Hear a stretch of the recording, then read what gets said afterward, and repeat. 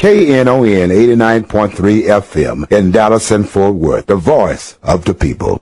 Business owners, tell KNON's listeners about your business. You can put your business or event on KNON. KNON currently has space available to run announcements for you. Tell KNON's listeners about your goods, services, nightclub, concert, or event. Help keep the voice of the people on the air while putting your information on the air. KNON's been named the #1 radio station in Dallas by both the Dallas Observer and D Magazine. Put your business with Dallas's #1 station. Call now for more information at 214-828-9500, extension 227, or extension 233. For more information, go to knon.org and click on the Run Spots on KNON page. It's a great way for your business to support community radio while letting more people know about you.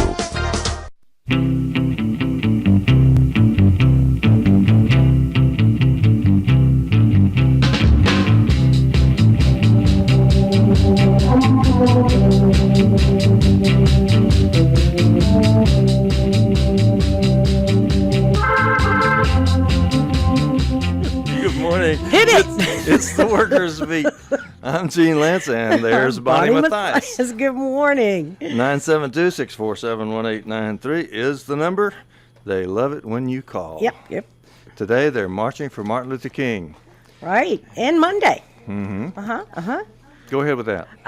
KNON will be in the Martin Luther King Day Parade this Monday, starting at 10 a.m. on Martin Luther King Boulevard in Dallas. Look for us in the vehicle donated by Fiesta Limousine and the KNON volunteer crew fleet. We will be broadcasting live. It's your community radio station, KNON 89.3 FM, the voice of the people, in the People's Parade this Monday morning on Martin Luther King Jr. Boulevard in South Dallas between Lamar and Fair Park. This is the second largest MLK Day parade in the nation. KNON thanks Fiesta Limousine and Elite News for supporting us in this year's parade. That's very idea. Good. Yeah, I hope everybody gets out and goes. There's one this morning, too, that starts at 10, right? Yeah, 10 o'clock this morning in downtown Dallas. Jobs with Justice will have a banner down there. Cool. You're supposed to be at the City Hall before 10 o'clock. In fact, they say to get there at 9. To participate in the city's parade is a little bit complicated because it's such a long parade. It's over 3 miles long. Yeah. You have to park down at Fair Park. Well, you don't have to, but you can park at Fair Park and then take a shuttle back to City Hall, a free shuttle. Mm-hmm. Then you walk with the parade back to Fair Park, and that's where you get your car back. It's a journey. It is a journey, but the advantage to the city's parade is that it gets a lot of publicity. Yeah. There'll be every television camera in Dallas will be down there at the Martin Luther King Center. A lot of this stuff is commercialized. Yeah. A lot of candidates have their little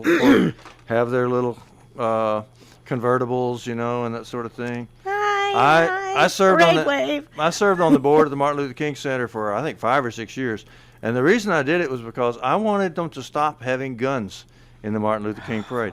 Dr. King was a pacifist. And as soon as I saw the Martin Luther King Parade, the first time I saw it, and I saw the ROTC units carrying weapons, and I said, what are they doing in the Martin Luther King Parade? Yeah. And so I talked to my city councilman about it. He said, I'm going to put you on the board. So I got on the board, and sure enough, I lost the vote. In fact, I never got a second.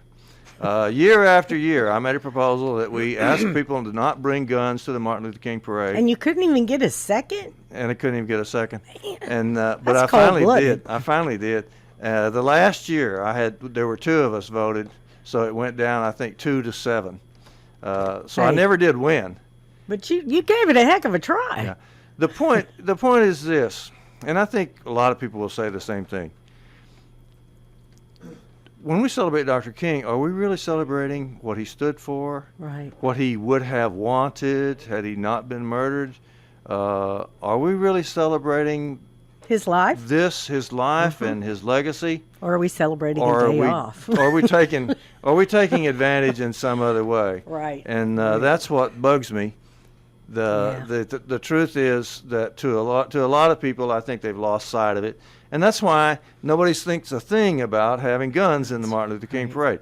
because they don't even remember the man was a pacifist. That's right. Now, I'm not a pacifist. It's not like I hate guns or something. No, I just don't think they have a place there. I have a respect for Dr. King, For the legacy. his life, and his work. Absolutely. What do you think? 972-647-1893. I have one more Not just talking announcement. about guns, but I'm talking about the whole idea of respect for the man and his legacy. Go ahead with your announcement. This is it's funny. I have on my KNON Latin Energy T-shirt today, and tonight is the first big Latin Energy party of 2014.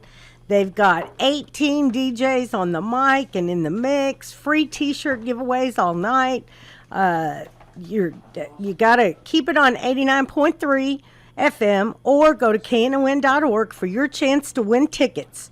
Mixmaster Jay's Birthday Bash. That is tonight at the Players Club at 4444 West Illinois Avenue in Oak Cliff, and it starts at 8 o'clock.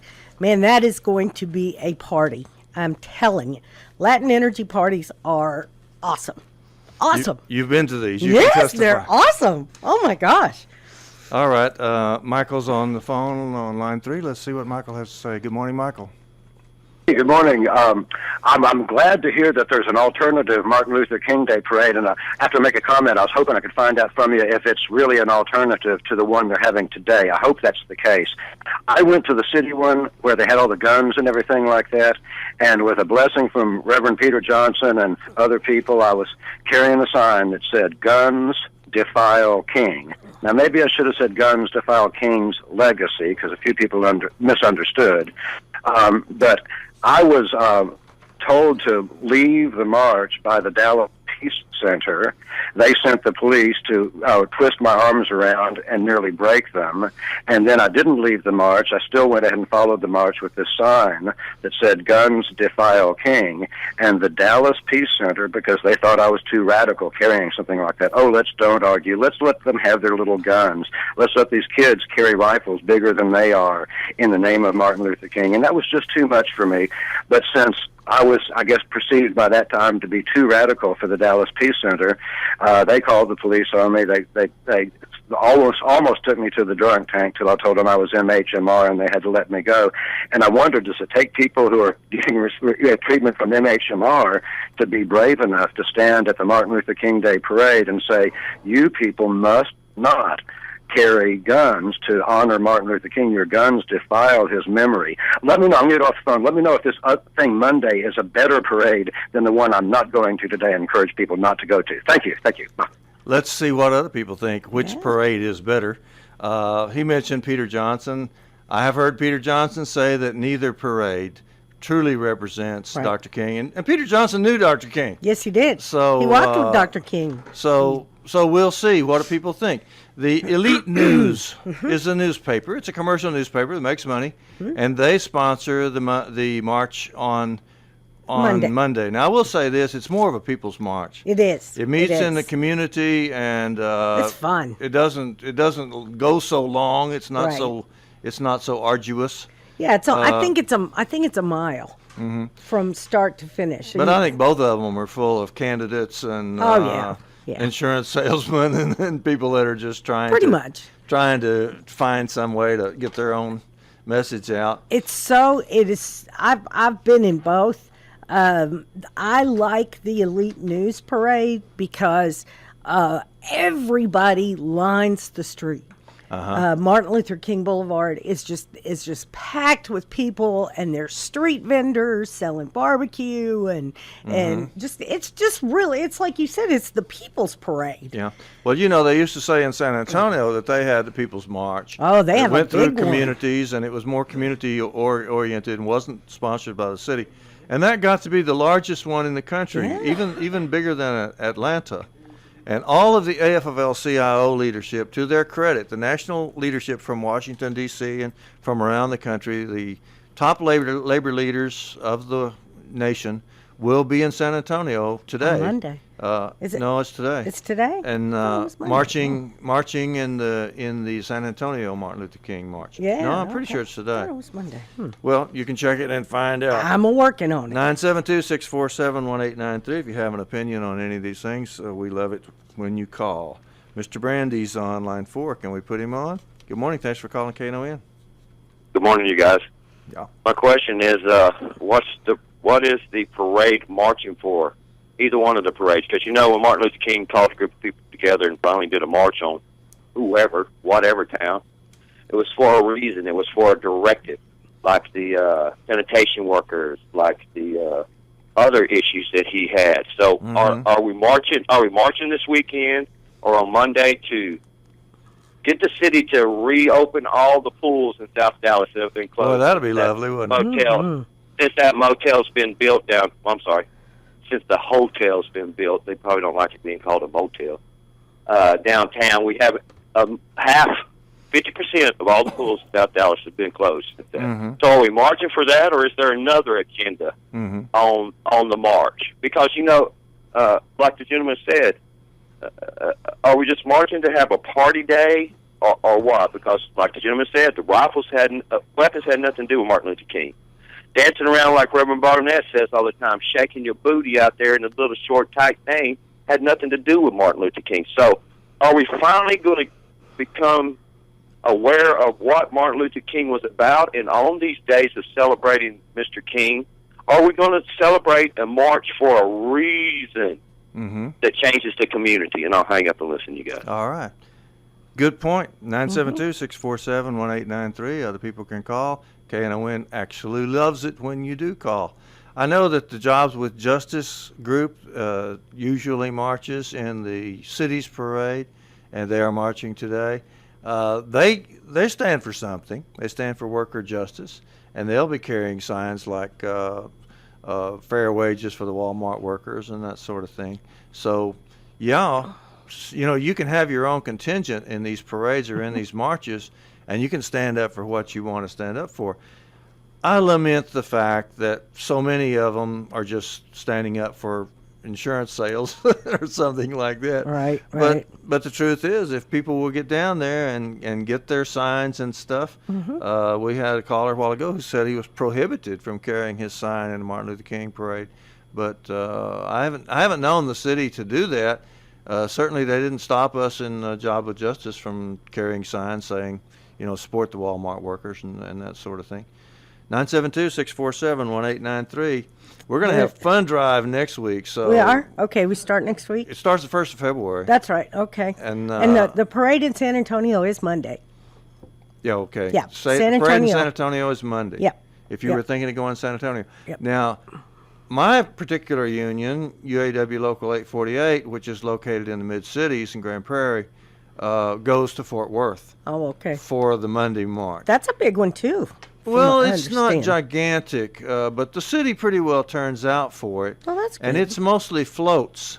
And some of those floats move so fast that if you were trying to march, if you were on foot, you'd have trouble keeping up at some point. I know it's been hard for me to march in that parade because the floats will get to moving a little extra fast. They have wheels. However, Gerardo Contreras of UAW Local 848 always has a float, and he lets people on it. So I always get on the float. That's great. He sometimes carries a band with him too. Wow! And they'll be playing music and that sort of thing.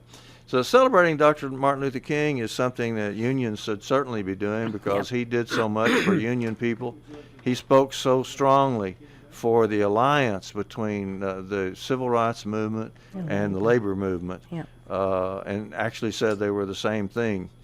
And that's very interesting, too, because people don't think about this very much. But African Americans are almost all workers. Sure. There's a very tiny layer of entrepreneurs, some of them successful, and of course they're the ones you see in the magazines and or successful movie stars or athletes. Yeah. You see them and you say, well, African Americans have got it made. But the truth is that nearly all African Americans. I don't know. Well, you look at some quarterback, that's knocking down $8 million a year, something like that, or some movie star, some record artist or something. But the truth is that nearly all African Americans are workers, and consequently, it's fundamental that they belong in the workers' movement because they're workers. Right. So the workers' movement should pay more attention to that. And Dr. King made that point over and over again. Yes, we he did. we talked about that last week with Kenneth Williams on 972-647-1893. If you have an opinion, call KNON, and Ronnie will talk to you about it. Yeah, sure. Bonnie's a good listener. I am a good listener sometimes. The National Labor Relations Board has issued a complaint against Walmart. Yay! I heard about this yesterday. I'm so happy. Yeah, they could go to court with this complaint now, and the remedy would be back pay and reinstatement for all the people fired. Yay! So I don't know if it's going to go that far. They have to win in court. Right. Filing a complaint is just the very beginning. Did you make a call But to still, that? it's very good. Did you make a call to the Walmart store? I think it's in Washington. What are they doing? Well, they fired the Walmart fired a young woman for participating in the Black Friday strike. Yeah. And there was a Facebook event where they asked you to call the manager of the store and tell him, we really want Mary to be reinstated. I think her name is Mary Watkins. Is this the one that went to the board meeting, and then all of the stockholders were there, and she said, "Why aren't we getting decent pay?" It may be. It may be. They threw her out and fired her. This girl has just been fired. Oh, this I lady see. was just fired. I didn't know about that one. So I actually got through to Mr. Proctor, the manager of the store. He wanted to know who I was, what organization I represented, and my phone number. Yeah, and your social security I'm like, number. yeah, whatever, dude. I mean, come on. I'm calling you. And it's funny because it probably said Nancy Mathias, which is kind of scary. We have to take a break. If you're holding, please hold. We'll get to you as soon as we can. Saturday morning now. That's Kathy, right. Kathy's been waiting. Let's put her on line 2. Good morning, Kathy. Thanks for calling KNON. Good morning, Kathy. Did we lose her? Oh, there she is. Go ahead, Kathy. No, we lost her. We lost her? Okay. All right. Well, let's go to Marie then on line 3. Hi. Hi. Good morning, Marie. Good morning.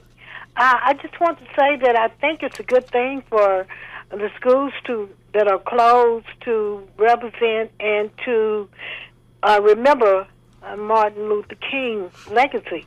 Mm-hmm. And those that are not closing, it's okay.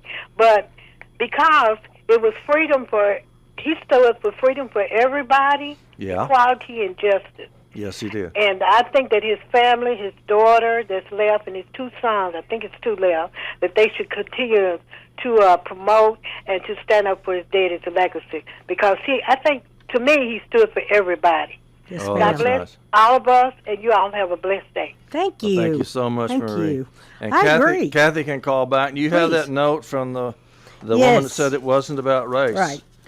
Miss Johnny says that race has nothing to do with the parade, and you need to go help somebody. Okay, so get out and do something in the name of Right. Dr. King, or, Well, that's a great or in idea. your own name. Yes. 972-647-1893. I was talking about Walmart has issued a complaint the National Labor Relations Board has issued a complaint against Walmart. And here's what it says. It says Walmart illegally threatened employees with reprisal for organizing, and that they unlawfully disciplined employees, and that they unlawfully surveilled and or terminated employees in several states.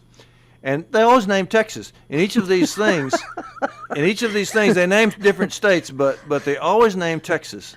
And I think that we can be really proud of that. Well, the people, yeah. the people of Texas have spoken. I'm so glad. We've gotten big crowds out for justice for the Walmart workers, and Dallas is considered a hotbed of That's exciting. anti-Walmart work. I didn't know that. You didn't know that? No, that's very cool. I've heard organizers say that there may be more supporters in California, but that they're more focused here in the Dallas area. So Dallas is one of the hot cities Wow. in the whole movement to get justice for the Walmart workers. Meantime, an organization called Gawker.com has published a set of internal Walmart documents used to train managers on how to keep unions out of the retail giant stores. A fascinating managerial requirement in the documents is, quote, the duty of loyalty. According to the duty of loyalty, a manager has to turn you in if you mention the word union. If you say union at all, the manager has to turn you in. And that's the duty of loyalty, according to the training manual, for their managers. That sounds like some religious organization or something. The duty of loyalty. The duty. Duty of loyalty. They have to turn you in. Wow, that's you remember Mark that got arrested? He was a Walmart guy. He had been fired, and he was one of the ones that got arrested over on Skillman and Northwest Highway.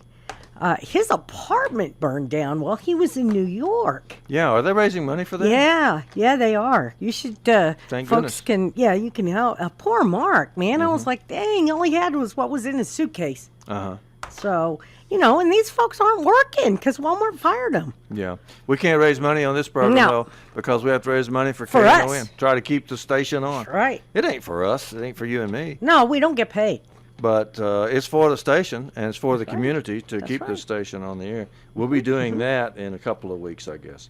Testimony at the Senate Finance Committee hearing on advancing Congress's trade agenda, the role of trade negotiating authority. Larry Cohen, president of your union, Yes. Communication Workers of America, Yes.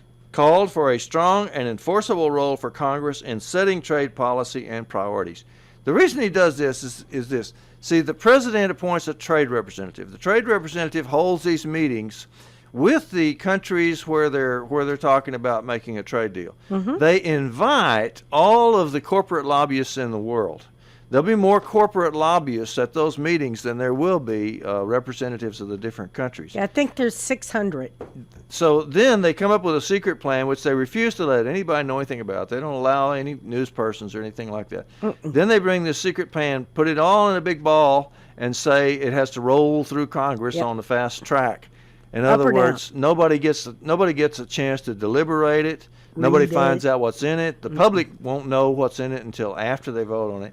So they're trying to get the fast track passed, which will let the so-called free trade agreement, well, this one's called the Trans-Pacific Partnership. They come up with the nicest names for it. I know, right? Now, didn't we have a better name for it that was suggested by one of our callers a week or two ago? I can't remember. Called the Trans-Pacific debacle or the Trans-Pacific sellout or something like that. Something like that, yeah. Because that's what it is. Sure, I mean, it is. It's a horrible, horrible thing. It's something that the corporations want. When they say free, they mean it's free for the corporations. That's right. The corporations They don't mean can it's do free anything to they want. you. That means they can break the labor laws of the Environmental respective laws. countries, or the environmental laws of the respective countries, or the patent protection laws of the respective countries. And that includes the United States. And they can override your laws. Yep. And this has already happened where a company, I think it was a Canadian company, sued California because California was trying to keep them from polluting. And they said, oh, no, you can't stop us from polluting. And you have to pay us so that we can have our profit anyway because we wanted to pollute there and you tried to stop us from polluting. This actually happened. And that was under NAFTA. But all of the so-called free trade agreements override the laws of the signatory nations, and they do that in secret with the collusion of the corporations. The corporations are in on it from the beginning, and the people don't know anything about it. Is that democracy? No. Does that count for democracy? Well, they had a meeting last night at the Teamsters Hall, Teamsters 745 Hall. Did you make it? I didn't make it. I didn't either, Gene. I got stuck doing paperwork for the Alliance for Retired Americans Gotcha. all day and way up into the evening last night. So I didn't make it. So I don't know exactly what the call is now. They were originally going to do something on January 22nd, and Right. I understand that they're now talking about January 31st, Right, but I don't know. Yeah, I'm pretty sure that it's going to be January 31st. But see, at the beginning of the month, when all this discussion started, they thought the fast track was going to be voted on Right. in This- mid-January. Yes, they thought it would come up and be voted on within the last 10 days. Apparently, people finding out about this has made them have to rethink what they were going to do. Yeah, they got And the so- brakes on now. It's like, how'd they find out? So now We've been talking about Benghazi. How did they find out about the TPP? So apparently now they're going to make an effort in February to get this fast track bill passed through. The fast track bill isn't the free trade agreement. No. It's a bill that would enable them to pass this in secret, basically. That's right. So that Congress could not amend it. They can discuss it, but only for a limited number of hours, usually 12 hours. And so our side, the ones that wants to have jobs and make a living and still be able to breathe the air and not turn the whole world over to the corporations. Our side I don't want my water does not to be want able to have fast track passed. Right. Our side does not want to have the so-called free trade agreement passed unless there's some real input from the people. Yeah, we're not against trade. No, but we want to make sure that if we're going to make an agreement with someone, they have to have human rights in the workplaces. A lot of these places don't. Vietnam has one of the worst human rights records when it comes to workers. And some of the lowest pay. And some of the lowest pay, exactly. So do you really want your job to go overseas? Because outsourcing is going to be huge. Yeah. Not only that, but there's several other bad aspects. But let's let Quinn talk on line 4. Thanks for calling KNON. Hey, there's a publication that everybody out there needs to hear about. A lot of your listeners might know about it. It's called the Hightower Lowdown. And he has an article about it. Yeah. And it is about how horrible the policy is. And there's so many facts on it that I would just urge everybody to get a copy of the article. And I have a number that you can call. Jim Hightower comes on right before us. Go ahead, though, if you want to put out the number. Go ahead. He's a true hero. It's 877-747-3517. Okay. And you call and ask for a copy of the TPP letter. Okay. And they'll probably ask you to, for a donation to join. But Jim Hightower is keeping up on the ball about this. It deals with food safety, fracking, the jobs, drugs, big pharma, the banksters, Wall Street, internet freedom, and other public services. Yeah. And things that we all care about. Yeah. But that directly will affect us. Right. But that we won't even be able to find out about until after they voted on it. That's right. If they get their way. Yeah. Food safety.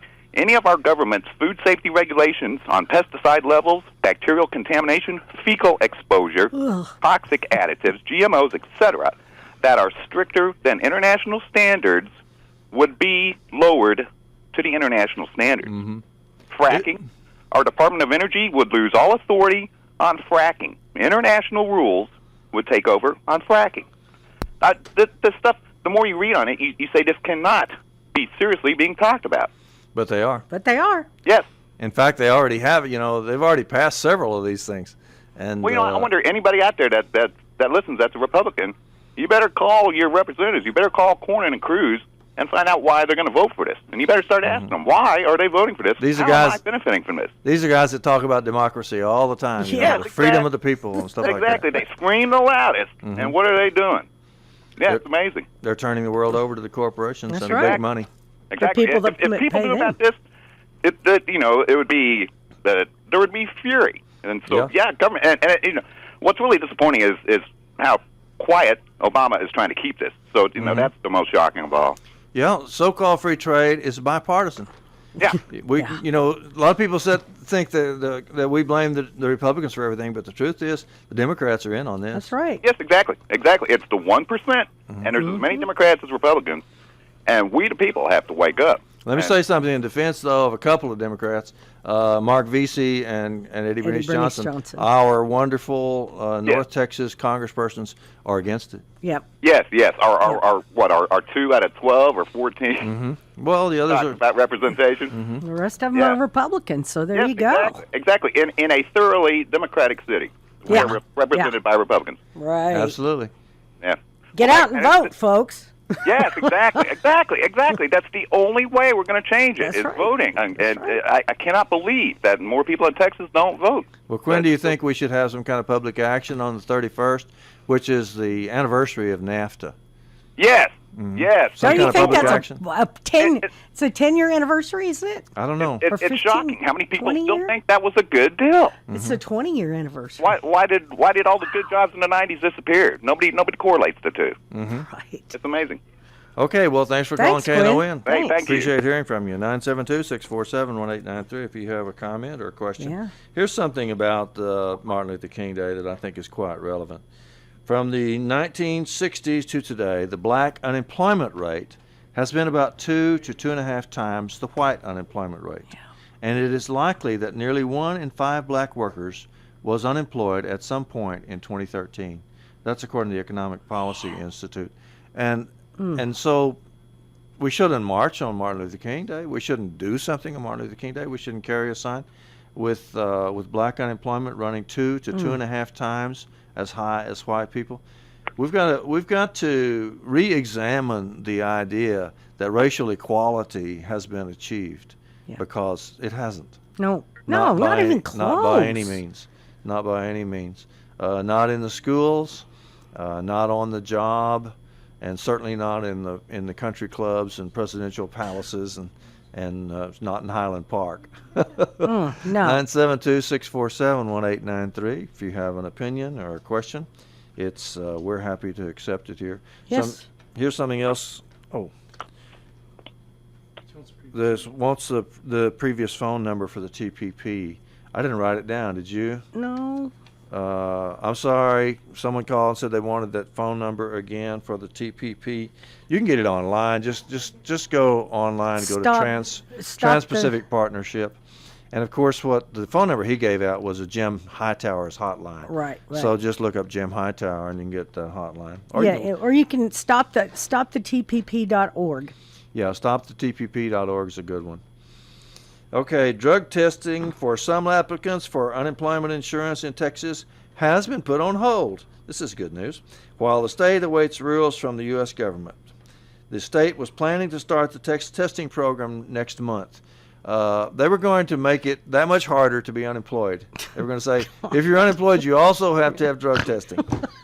That's, you talk about blaming the victim. Right? Texas is famous for that. Man, we know you got fired and everything, but hey, we want to make sure that while you're out there looking for a job, that you're not doing anything else. Yeah.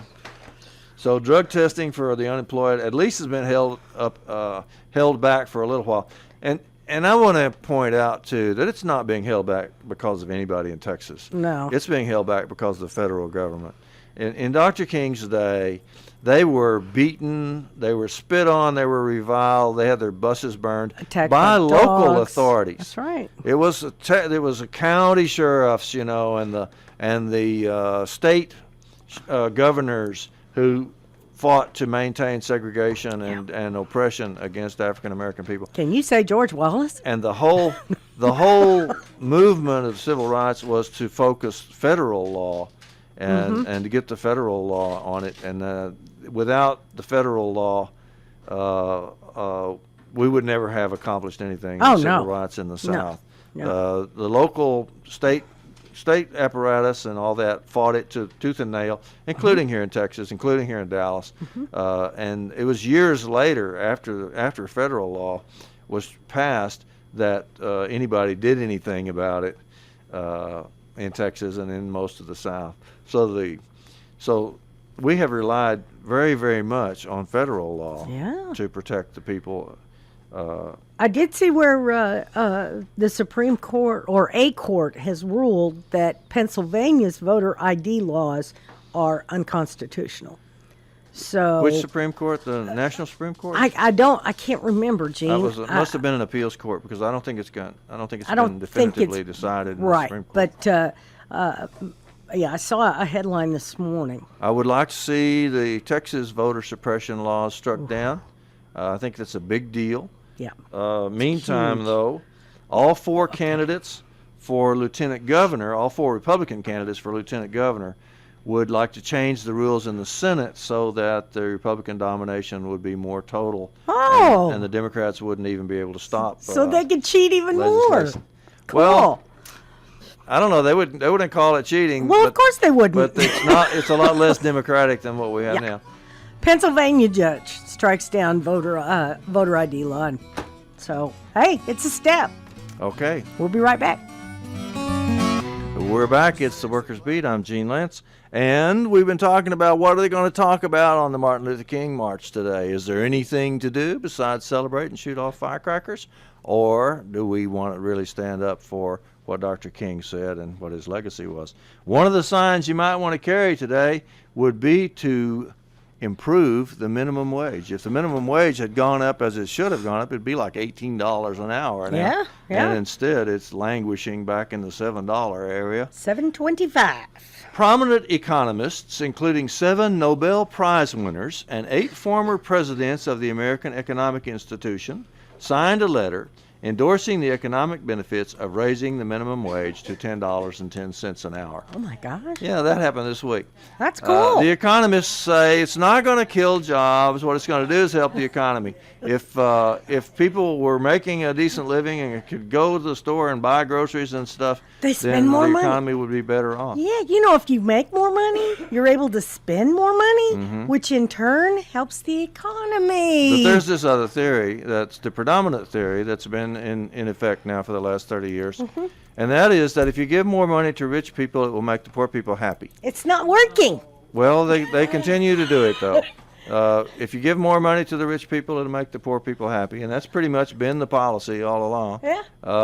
When the crisis hit in 2007, what did they do immediately?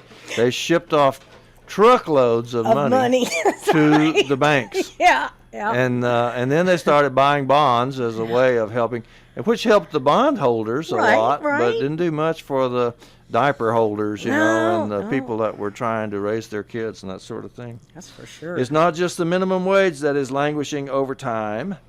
So have the rules for paying overtime to workers who pay more than 40 hours in a week.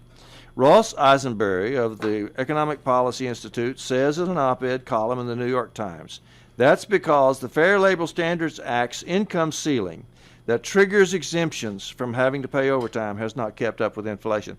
In other words, if you're a salary worker and you make a certain wage, you might be entitled to overtime pay if you work more than 40 hours. But the ceiling for that has not been changing. So you have to be really, really, really making a very, very, very low wage as a salary worker before you're gonna qualify for the Fair Labor Standards Act. So that makes it legal for these companies to pay somebody a okay salary and work the heck out of them. That's why they keep trying to move all the work into the salary category. Exactly. Now, brothers and sisters, you may not understand this. In labor law, you have salary workers and you have hourly workers. The hourly workers are fully covered by the Fair Labor Standards Act. And they get overtime if they work over 40 hours a week, unless they work for a cheating employer. Right. Which Walmart's been caught doing that, and others do too. Yep. But if they're working for a reasonable employer, a legal employer, and they work more than 40 hours, then they're going to get paid. They're going to get time and a half overtime pay because that's federal law. Yep. However, the salary workers don't. And the salary workers, the ones that just say, well, I'm not working by the hour, I'm getting $250 a week, that's my salary. And no matter what the boss makes me do, if he wants me to come over and wash his car at midnight, well, I have to do that. I have to do that. Because that's my, I just do everything the boss says for $250 a week. Nowadays, if you're low enough, if you make just a very, very small amount of money in your salary, you still get covered by the Fair Labor Standards Act. However, they haven't changed that over the years. Right. So the ceiling is still so very, very low that it doesn't affect most salary workers. And that's why the bosses keep trying to reclassify all the work as salary. Now, I'm thinking of a factory near here that I know of that used to have a lot of hourly workers doing a lot of work. And as they brought in new machines, they would say, well, you guys are too dumb to operate this. We have to have salary people to do this. We have to have the more qualified white-collar workers. This is especially true as computer work comes in. And over the years, they've squeezed the hourly workers down to almost nothing and put everybody into salary workers. And they can just work the living hell out of those salary workers, make them do almost anything, jump through hoops, wear certain clothes, not have bumper stickers on their cars. They can do almost anything to them because they're not covered by federal laws. and Exactly. and so that's why companies keep trying to move the work from the hourly category over to the salary category. And that's why, unions really having a collective bargaining agreement makes a huge difference. Sure does. Because the companies cannot force us to move into a salaried position. Mm-hmm. We are in hourly wage positions, and we get 40 hours. After 40 hours, we get time and a half for overtime. You get double time on holidays. But you face this in the communication workers all the time. All the time. Because you have so much technology, so much new technology coming in all the time. Every time some new gadget comes along, Latest and greatest, yeah. they come along and say, well, the hourly workers can't do this work, so we have to have the salary workers do this. And so consequently, the work keeps moving over to the salary people. Right. And they also... Then when they get it in the salary, they say, well, we don't really need salary people to do this. We'll let temps do it. Yeah, let the contractors do it. You can enslave those temps, That's right. They don't even know if they're going to get a full day's work when they come in. The city of Dallas does that all the time. Mm-hmm. It's disgusting. So they say, well, we're gonna do this with temps instead of salary people. And then after they get that, they say, wait a minute, we don't even need temps. We can do this with part-time, part-time there you go. workers. Part-time or something like temps. that. Yeah. Mm-hmm. Or we can contract it out. We can say we're in the business, for example, of making widgets, but we can contract our work to a widget making company and just pay them nothing. That's right. And so the misclassification of workers has become a really big issue. Yes. You could carry a sign in the Martin Luther King Day parade today or Monday that says "Stop misclassifying workers." Yeah. And that would be a very, very relevant sign to carry in today's world. Absolutely. Stop offshoring jobs. That would be another good one. Yep. Joshua's online too. Good morning, Joshua. Thanks for calling KNON. Good morning, Gene. Good morning, Bonnie. Good morning. Hey, this is a really interesting thing you brought up for me, the idea that moving people who are working on hourly contracts to salary contracts, that this would be a management strategy, because one gets the feeling, I think, when you have to punch the clock and sign in all the time, it's the level of somebody watching you all the time when you're an hourly worker. Mm-hmm. I've moved from that to salary to hourly to salary a lot in my life, and the feeling of being a salary worker, on the one hand, if you feel a bit more free, right, because you don't have to actually punch that the clock. Or they tell you you're better. They tell you you're a professional. See, you're a professional. You're a professional. You're so much better than those other guys. Right. So I think on a personal level, kind of psychologically, you would feel liberated, right? I don't have to sign in. I don't have to punch the clock. I don't have to leave my fingerprint, right, to sign in. But there's something else going on that we should really be careful about. But you're going to be treated like the lowest form of life. Yeah, and that's one thing. It's scary because you do get that. You absolutely do get that. You think, hey man, I just got a promotion. Sure. Right. I'm now a salaried employee. Mm-hmm. Mm-hmm. And, if you don't think about it because you aren't tied to that computer or that phone system or whatever, if you think about, hey, that's cool, I'm great. Uh-huh. But then you really have to sit down and look at it and go, okay, I worked this many hours when I was tied to that phone, that computer. I worked 40 hours every week. That's it. Now I'm working 60 hours. Yeah. You know what I'm saying? Because they'll sneak that. Oh man, can you stay just a little bit longer and finish this? And you're a team player. Thanks. Right. Or what one finds too, I think, with white collar work is it almost becomes a competition between the workers to see who can be the best worker, or right. who can devote themselves the most to the work, and with no increase in pay, really. Yep. So, well, they might. Sometimes they'll give you a coffee cup, or something that says you're or a koozie, best or worker. Pizza party, maybe a pizza party, right? There you go. Make you feel like you're really worth something. Right. So we got to watch it when we can't let the status kind of take the bait necessarily. Right. You're exactly right, Joshua. Hey, well, y'all have a great morning. Thanks, you Okay. too. January 15th is not only the birthday of Martin Luther King, it's also the day that Solidarity Forever, our Union hymn, Really? was finished, yeah. And it was played for the first time in Chicago at a march from Hull House, which was an immigrant center, led by Lucy Parsons of Texas. Right. And they played Solidarity Forever, and you can't ever forget the first few lines. When the Union's inspiration through a worker's blood shall run, there can be no power greater anywhere beneath the sun. Yet what force on earth is weaker than the feeble strength of one? The Union makes us strong. Mark is online. Let's put Mark on line 4. Thanks for calling KNON. Hi there. Good morning. Mark. I live in Garland. Mm-hmm. And the gentleman, I just heard a gentleman talk about how when you switch to a salary, you're no longer on a time clock, right? Mm-hmm. Mm-hmm.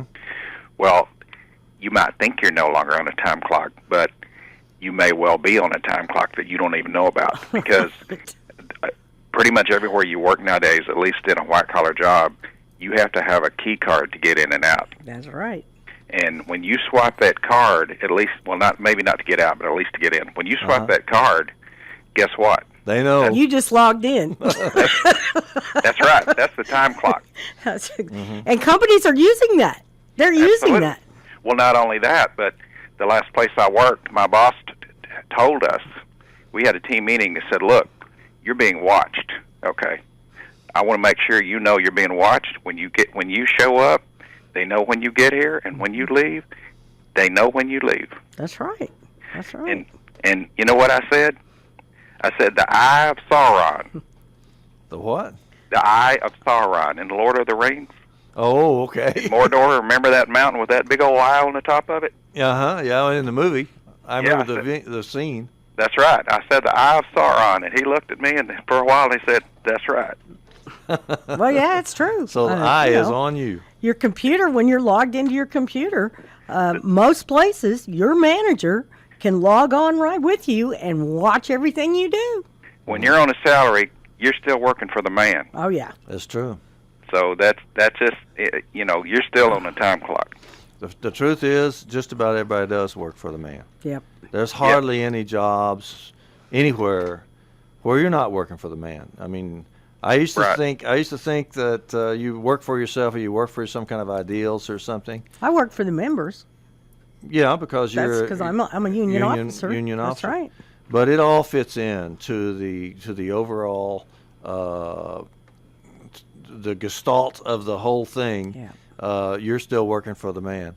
Yeah, the overall scheme of things, and I do mean scheme. Right. And that's right, Marcus. That's exactly right. So anyway, I just wanted to throw in my 2 cents worth. Thanks, All right. Mark. Have a great Thanks a lot. day.